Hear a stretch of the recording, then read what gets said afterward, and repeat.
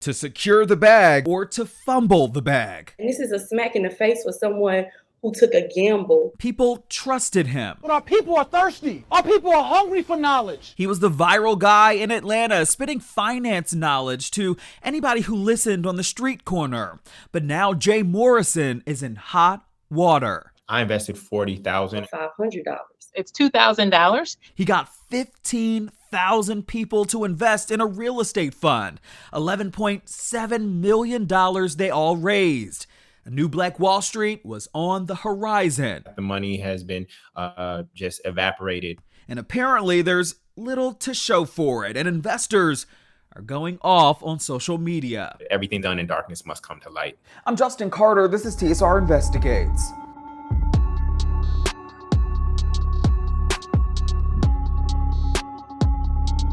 Businessman Jay Morrison has been hustling for a long time. He spent many of his earlier years in prison, wrapped up in the drug game, before he eventually found his footing in finance and the real estate industry in Atlanta. And by the looks of it on social media, he turned things around, amassing quite a following on social media, and known for those corner classes where he teaches financial literacy in public spaces. It's clout and popularity that spawned into something big in 2018. The Tulsa Real Estate Fund. It's regulated by the government, the SEC, allowing qualified people to crowdfund with others with the goal of investing and owning real estate. 15,000 people joined the movement, but 6 years later, that $11.7 million that they've raised has nearly dried up, and many of the investors are pointing their finger at one person. And as a fellow real estate developer, I took a liking to what he was talking about. And Julian Gordon says it seemed that Jay Morrison had it all figured. He called it the Tulsa Real Estate Fund in honor of what was known as the Black Wall Street in Tulsa, Oklahoma back in the early 1900s.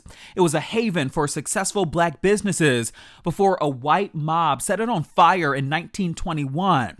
300 people died. The Tulsa Real Estate Fund was a unique concept and turned out to be the largest black-owned real estate crowd fund.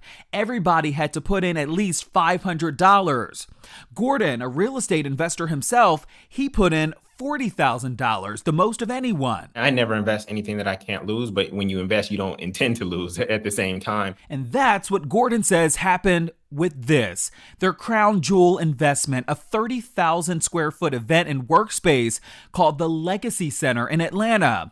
It was a big deal when it opened up in January 2020. Everybody called it the Black House. According to SEC filings, the Tulsa Fund put aside over $3.5 million to both acquire it and develop it. But I don't believe in just flipping houses. I believe you got to flip the people in the community as well. Politicians, well-known pastors, celebrities were all there to celebrate the boom that was happening. This is Jay Morrison and his wife, Ernestine, who said back then that they would even be moving their personal businesses into the space. So it's not that Jay's just bringing his company to the Legacy Center because it looks cool. I'm bringing a reputable, qualified, Class A tenant to the Legacy Center to anchor us and make sure we got some revenue coming in every month. But as they quickly learned, COVID-19 would slow everything down. Gordon says there was no bounce back plan and the communication started to fade. I was a friend at this time, and I sat in the Legacy Center in his corner office, and I told him straight up that your name has a lot of mud in the streets, but you have 15,000 people who are your biggest fans and believe in you, who he has since then alienated and really cut us off in many ways. He says he began reading SEC filings and learned that both the SEC and DOJ had been conducting an investigation on the fund and Jay Morrison.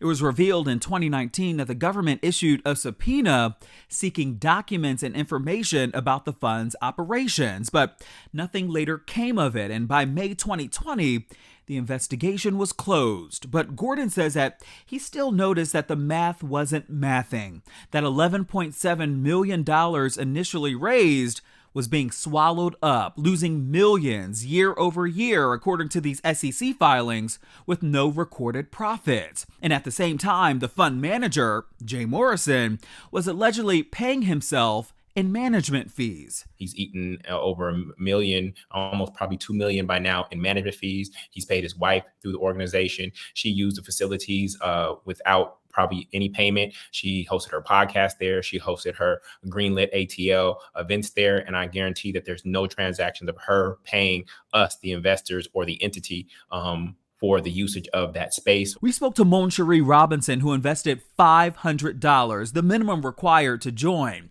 She says that although it wasn't a lot of money, Morrison hasn't communicated much as to what's been going on. And to her surprise, she found out just weeks ago on social media that the Legacy Center was being sold, their anchor investment, listed here for $3.65 million. I just feel like it's real diabolical for you to take advantage on the vulnerabilities of the average person. We can't keep starting over. And this is a smack in the face for someone who took a gamble. The internet has since caught on and have been blasting Morrison on social media. There are over 15,000 victims of his lies and incompetence. Once again, he's pulling on the emotions of Black people. Without a board of directors, I, as an individual investor, have no other way to hold him accountable or influence the direction of the fund. Many filing complaints with the SEC against Jay Morrison, accusing him of misappropriating funds, even buying personal properties with it. This is one of them in South Fulton, Georgia, which is a suburb of Atlanta. It was a purchase through the fund, right? And so he purchased that, and the 27 acres that are adjacent to it somehow also ended up in his name. And he ended up trying to hide that transaction by creating an anonymous LLC called South Fulton Rentals in New Mexico, and then transferring that property into his name. Morrison was catching so much heat about it that he addressed it in a town hall investor meeting last year. He called it a rumor. So the facts are the property was sold by Treff for $875,764.85. That netted the fund a $25,000 gain on the sale in under 60 days. This is all contract. This is all in contract. This is all documented. This is all from over a year ago. This exists. When we rush to judgment or have miscommunications, we can make these dangerous allegations. LaToya Freeman, she's been in the background listening. From the trail that I follow was, hey, the fund purchased some land. The fund couldn't basically kind of go and develop that land into what it needed. So basically it sold him that land back. So she's an experienced investor and says that she invested $2,000 into the fund. As Black people, we always say we want to come together and practice group economics. And so that was probably the thing that really drew me. Have you seen any return on your investment? What has been the reward thus far, if any? Yeah. So obviously there hasn't been any return, but there was the one dividend. She says in 2021, everyone did receive a dividend payment depending on how much your original investment was. Freeman got about $75. Hey, 99% of businesses fail in that 10 years, right? In a 10-year period. And so particularly with co-working space, COVID, there should have been a pivot to more your traditional real estate. I don't believe it was intentional. I just think it kind of, unfortunately kind of got hit with COVID and didn't pivot. And so those are questions I do have for Jay. Is like, there should have been a pivot. I get it. The Legacy Center was kind of the marquee, but hey, maybe just sticking with a traditional real estate plan. Gordon, though, says that he's not buying it and wants the SEC to reopen their investigation. And he's not alone. Now, if they investigate and they find that everything he did was above the belt and okay, then all good. All good. I need us to step up and spin the block for us. I want people to hesitate to take advantage of us. We did reach out to Jay Morrison about this for a comment. In turn, he sent us a statement. It says in part, quote, that there is no theft, scamming, misappropriation of funds, or fraud taking place in our company, nor has there ever been, despite the narrative being painted, any and all transactions that were related to me as the fund manager were done at fair market value, and most importantly, always intended to benefit the fund. Our factual legal history is both the SEC and FBI conducted 2 investigations on our company after an influx of social media slander, and both government agencies concluded no findings. We respect ourselves and love our people. I, as a fund manager, own up to not being profitable fast enough and understand how this could be frustrating to some of our investors. Despite these obstacles, this has been a sincere effort to empower our community, our 15,000 investors, and will continue to be.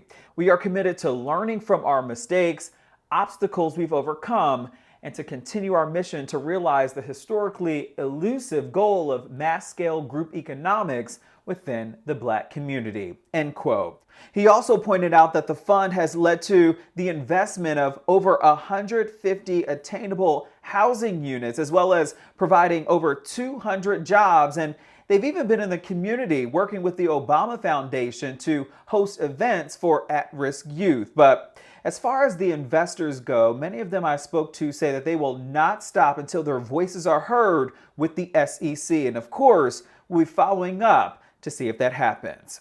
For TSR Investigates, I'm Justin Carter.